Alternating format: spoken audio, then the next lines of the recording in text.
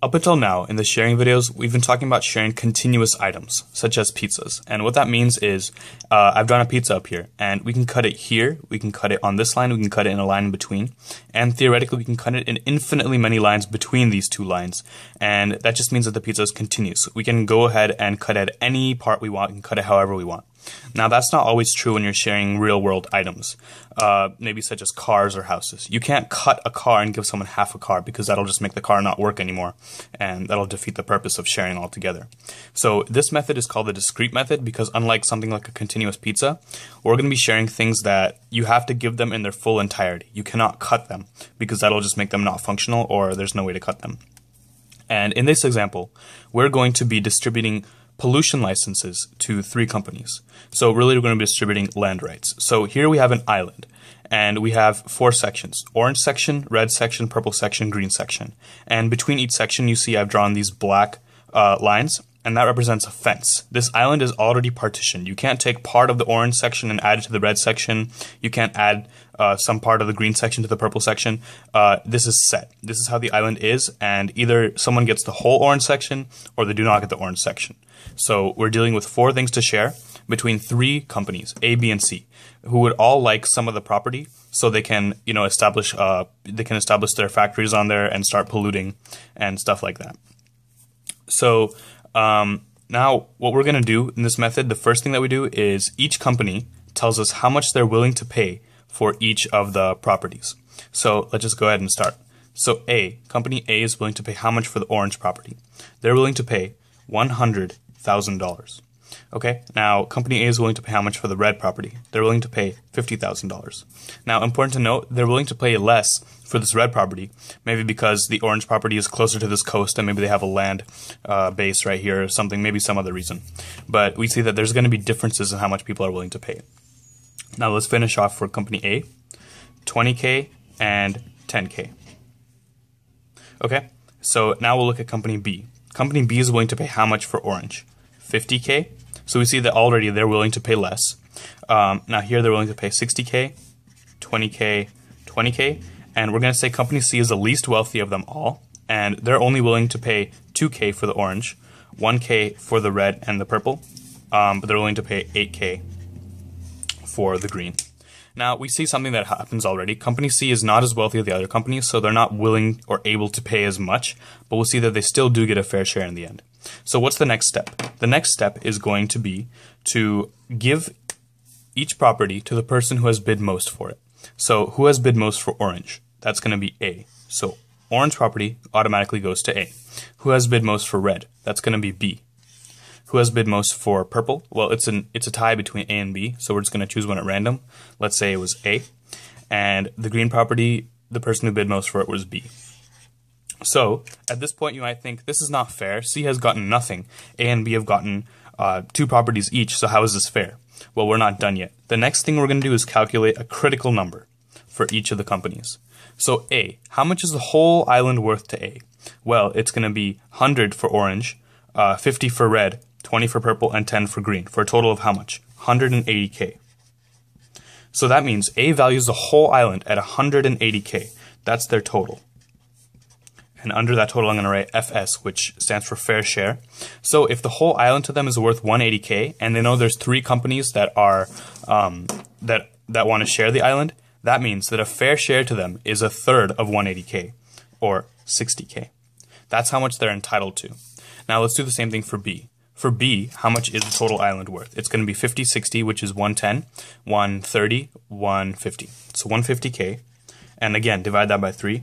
50K is a fair share for them. C is going to be 2, 3, 4, 12, divided by 3 is 4K.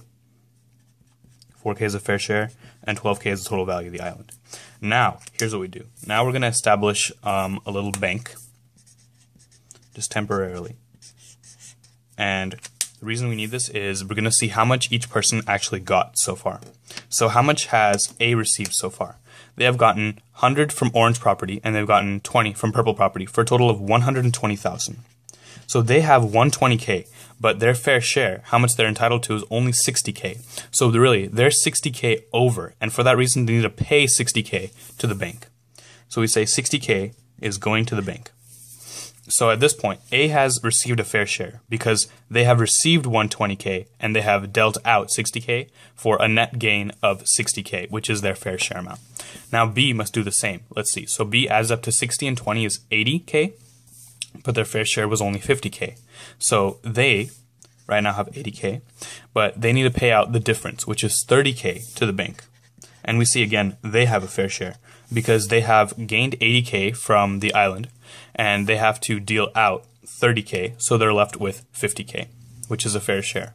So now at this point, how much is in the bank? 60K from A, 30K from B for a total of 90K. Now of this 90K, 4K, which is the fair share amount for C, will be given to C. So C gets 4K from the bank. So we're going to say this 90K splits into 4K given to C, and the remaining how much is 86K, which is left in the bank. So I'm going to put a big 86K for the bank's value right now. Now, we could be done. Everybody has a fair share, right?